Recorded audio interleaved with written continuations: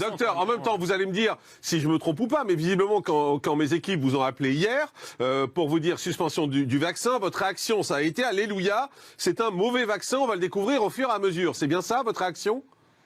Oui, Mazel Tov, quoi. On revient à la prudence. Enfin, Michel Baccar, qui est le président de l'Ordre des médecins de Charente-Maritime, l'avait déjà dit, les médecins sont pas là pour faire les Jeux Olympiques de la vaccination, en fait. Ils sont là pour peser la balance bénéfice-risque intelligemment. Vous nous confirmez, là, en direct, vous nous dites, AstraZeneca, c'est un mauvais vaccin. Ah oui, c'est un mauvais vaccin et ça avait déjà été dit en avance sur les premières études qu'on avait eues. Dr Cohen.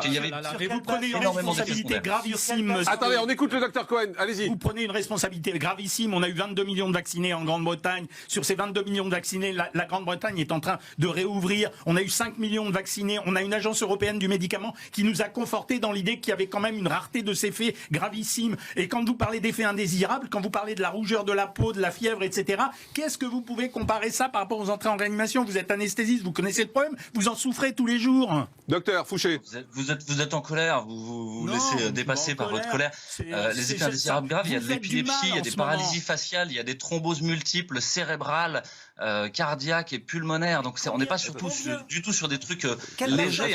Et à la fin, vous concaténez l'idée de sortie de crise au vaccin. Et c'est là où vous êtes pris par une hypnose. La seule question, ce sont vos propos qui disent AstraZeneca, c'est un mauvais vaccin. C'est ça qui fait bondir le Dr Cohen en disant... une responsabilité folle en disant ça. Et quand vous dites travailler sur les traitements, évidemment, vous avez bien vu que la bithérapie des anticorps monoclonaux, elle est en train d'arriver, même si elle est... Mais est-ce que c'est un mauvais vaccin, Dr Cohen, ou pas? Non, je ne pense pas que ça soit un mauvais vaccin. C'est un vaccin qui pose des problèmes, comme d'autres vaccins ont posé des problèmes. Vous le savez, monsieur Fouché, quand même.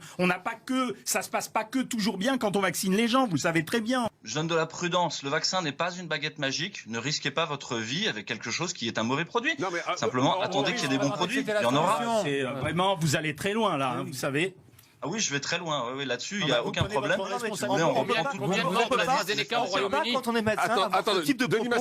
peut pas, quand on est médecin, avoir ce type de propos sans se baser sur des études scientifiques. Laissons l'Agence européenne du médicament faire son étude, donner son avis, et après on prendra les décisions. On peut pas balancer ça devant des millions de Français. Vous êtes en train de le communiquer non seulement à ceux qui ont reçu le vaccin AstraZeneca, mais à ceux qui vont refuser le vaccin et à qui peut-être, pour certains, on aurait pu échapper, pour lesquels on aurait pu échapper à une hospitalisation, voire des... Vous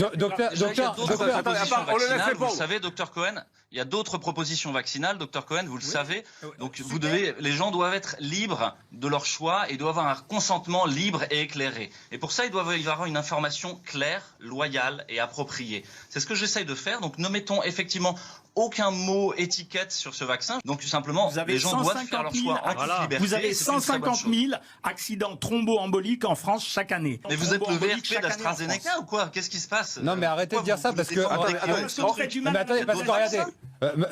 Juste répondre à ça, vous êtes le VRP d'AstraZeneca, vous dites... Pas du tout, j'ai aucun conflit d'intérêt, je vous rassure, pareil que vous. Vaccinons, si on a eu un risque sur AstraZeneca, vaccinons avec Pfizer, avec Moderna, avec qui vous voulez. On est tout à fait d'accord, mais aujourd'hui, puisqu'on les a pas, mais qu'on est en situation... Donc on prend le risque, vous nous dites, puisqu'on les a pas, on prend le risque, vous nous dites, Dr Cohen? On est en situation de santé publique, on n'est pas en situation de santé individuelle. On est en train de proposer une solution de population générale. Non mais vous vous rendez compte ce que vous êtes en train de dire, Dr Cohen? Attendez, Dr Fouché, un instant, je vous redonne la parole. Dr Cohen, vous êtes en train de nous dire, il y a peut-être un risque avec AstraZeneca, on devrait se faire vacciner avec Pfizer, mais comme on les a pas, vaccinons-nous avec AstraZeneca. C'est ce que vous avez dit là. Je vous dis que dans chaque proposition de vaccin, il y a un effet bénéfice et risque. C'est difficile à entendre, mais dans chaque traitement que vous donnez, il n'y a pas zéro risque en médecine. Ça n'existe pas. Est-ce qu'il y a plus de risques avec AstraZeneca qu'avec Pfizer? Aujourd'hui, je ne sais pas du tout. Aujourd'hui, je ne sais pas du tout. Je ne sais pas du tout. Pas du tout.